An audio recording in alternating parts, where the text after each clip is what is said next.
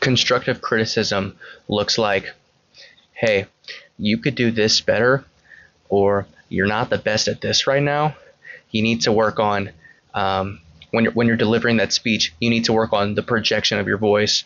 You could make more eye contact with your audience. Your posture isn't the greatest. You need to organize all of your main points better. Your intro was fire, but your conclusion wasn't the best. That's what constructive criticism looks like.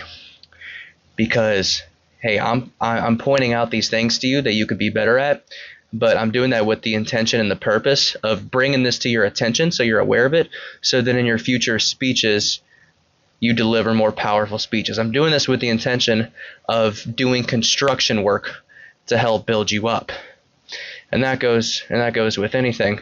You go to a friend, hey, you're awesome, I love you, but you're quick to anger. Or, hey, you're awesome, I love you, but sometimes I feel like you're not really listening to me and you care more about yourself than you do of me and other people. So that's constructive criticism to build them up. Yo, I care about you. I want to see you. I want to see you successful. I want to help make you a better person. So I'm bringing these things to your attention, so then hopefully you take the action and the initiative to improve upon it. Versus being a hater, you stink, I just don't like you, you're cringy, and on and on. You know the difference between constructive criticism and hate. And my inspiration for this video is that earlier this week, I was approached by someone who essentially told me that this podcast is cringy, and whether they were truly serious or just trying to poke holes and get under my skin, I don't know, but that's besides the point. And I asked them, okay, why do you think I'm cringy? And it wasn't, there was nothing, and there was nothing constructive about it. And they even said, like, dog, I'm just trying to give you constructive criticism. But it wasn't constructive criticism. It was just hate. And you're always going to have that. And I think in particular, if you're the type of person that likes to shoot big and do something, whether it's against the grain or a little abnormal, or you're just going above and beyond the bar, above the bare minimum, you're more likely to run into situations like that with people who they just want to put you down. They just want to put you down. And that could be because what you're doing triggers certain insecurities within them. It could go against what they believe or what they were raised up in. Who knows? The words that they're uttering, it could truly be their own. It could be their parents. It could be whatever. It could be something else that they're watching on social media that's influencing the way that they think. But you see this in athletes, for example. Like, I've heard people say, like, oh, LeBron's trash or Kobe's trash. Well, like, we know that they're not trash. You just think that there's someone better. Like, it's very opinionated. Go to politics. Let's just take Barack Obama and Donald Trump. Okay, this has nothing to do with where you stand on the political spectrum.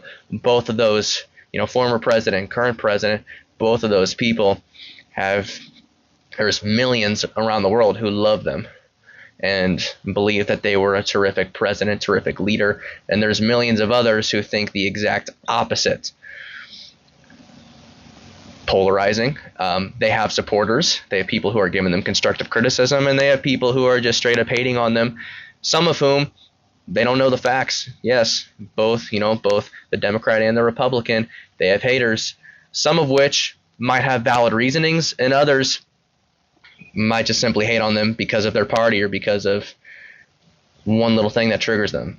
So that's bias. I believe that someone can throw shade at you if they can back it up with facts. You know what? Okay, you have grounds, you have means for that. It's justified.